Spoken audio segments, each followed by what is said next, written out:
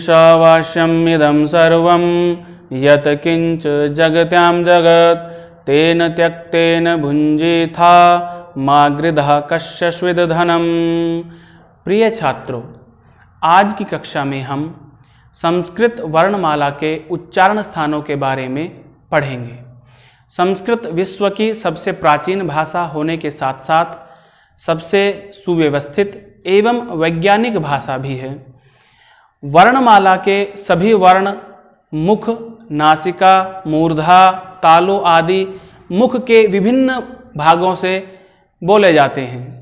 इन्हीं वर्णों के उच्चारण स्थानों को व्याकरणाचार्य महर्षि पाणिनि जी ने अनेक सूत्रों के माध्यम से सरलता से समझाने का प्रयास किया है। आज हम इन्हीं सूत्रों के माध्यम से इन वर्णों के उच्चारण स्थानों के बारे में जानेंगे। तो आइए हम अपने विषय की ओर बढ़ते हैं। तो प्रिय छात्रों, सबसे पहले आप सूत्र देख रहे हैं, अकुह विसर्जनीयानाम कंठः, अर्थात अ से आप अकार, कु से कवर्ग, कवर्ग के पांचों वर्ण इसके भीतर समाहित हैं, क, ख, ग, घ, ङ। ह हकार से हकार का अर्थ ग्रहण करेंगे यहां पर, और विसर्जनीय से विसर्ग को ग्रहण करेंगे। इन सभी वर्णों का उच्चारण स्थान कंठ है। आप उच्चारित करके स्वयं भी अनुभव कर सकते हैं, जैसे अ इस प्रकार से। इसके उपरांत आप दूसरा सूत्र देखेंगे,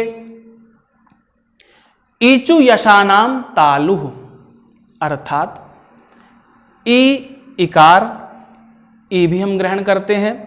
चू से चवर्ग, च, छ, ज, झ, य, यकार, य भी, और श से शकार। इन वर्णों को तालु से बोला जाता है। आपको समझाने के लिए हमने एक छोटा सा चित्र भी बनाया है। जैसे हमारे मुख का जो ऊपरी भाग है, उस ऊपरी भाग में आप ये दांत के रूप में आप देख रहे हैं चिन्ह, इन दांतों से ठीक ऊपर का जो भाग है उसे तालु कहते हैं। और इन वर्णों को उच्चारित करते समय आपकी जिह्वा तालु का स्पर्श करती है, इसलिए इन वर्णों को तालव्य वर्ण भी कहते हैं। इसके उपरांत हम अगले सूत्र की ओर देखते हैं, ऋटुर्षाणाम मूर्धा, ऋटुर्षाणाम मूर्धा, अर्थात इसको सरल करके देखते हैं, रि ऋकार, रि, टू टवर्ग, टवर्ग के पांचों वर्ण ट, ठ, ड, ढ, ण, र रेफ रकार, श, ये सभी वर्ण मूर्धा से बोले जाते हैं। और आपको ये भी समझाने का प्रयास करते हैं कि मूर्धा हमारे मुख में कहाँ होता है। हमारे मुख का जो ऊपरी भाग है, उस ऊपरी भाग में ठीक मध्य के भाग को मूर्धा कहते हैं।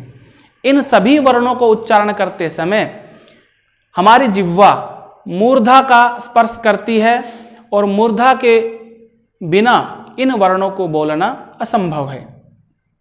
इसके उपरांत हम अपने चौथे सूत्र की ओर बढ़ते हैं, लृतुलसानाम दंतः, लृतुलसानाम दंतः, सरल करके समझिए इसे, लृ, तू से तवर्ग, तवर्ग के पांचों वर्ण त, थ, द, ध, न।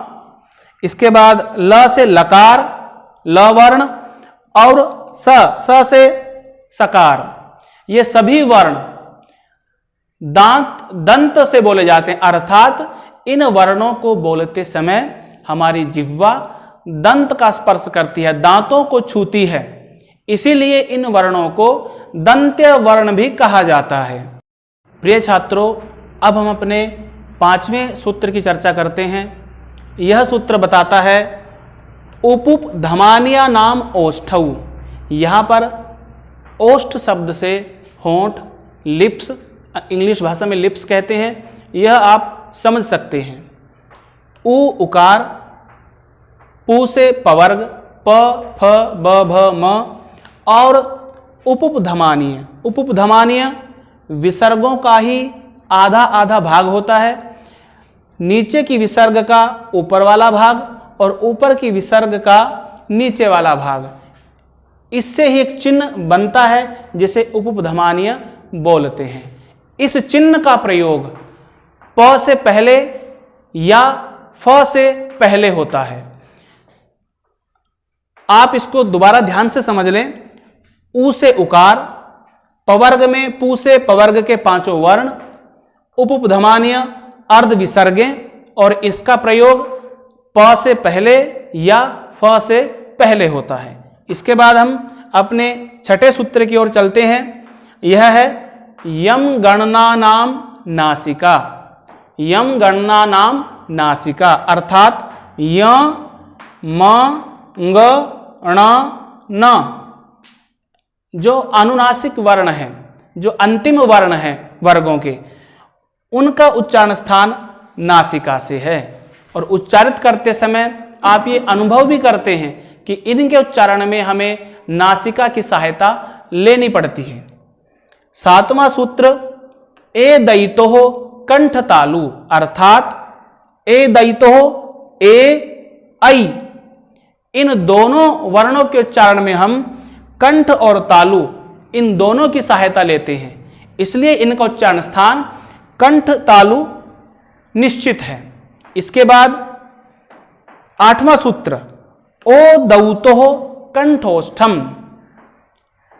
कंठ ओष्ठ अर्थात कंठ गला, ओष्ठ होंठ या लिप्स आप कह सकते हैं, इनकी सहायता से ओ व औ इन दोनों वर्णों को उच्चारण करते हैं, अतः इनका स्थान कंठोष्ठ निश्चित है। आठवां सूत्र हमारा कहता है वकारस्य दंतोष्ठम। वकार जो वर्ण है वह दांत और ओष्ठ की सहायता से बोला जाता है, इसलिए इसका स्थान दंतोष्ठ निश्चित है। और इन वर्णों को उच्चारित करते समय बच्चों आप स्वयं भी अनुभव करेंगे कि इन वर्णों को बोलते समय हमारी जिह्वा या मुंह के अंग किस प्रकार से कार्य करते हैं। 10वां हमारा जो सूत्र है जिह्वा मूल्यस्य जिह्वा मूलम। आपने जो उपधमानीय जो चिन्ह देखा है उन्हीं चिन्हों को जिह्वा मूलीय चिन्ह कहते हैं। जिह्वा मूलीय चिन्ह क से पहले या ख से पहले जब इसका प्रयोग होता है तो इन्हीं को हम जिह्वा मूलीय के नाम से जानते हैं।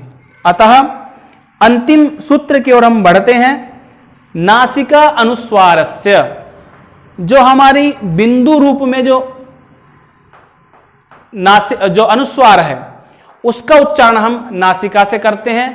इस प्रकार से आपने आज की कक्षा में सभी वर्णों के उच्चारण स्थानों को जाना और हमें आशा है कि इससे आपके ज्ञान में वृद्धि होगी। पुनः मिलामः। नमो नमः।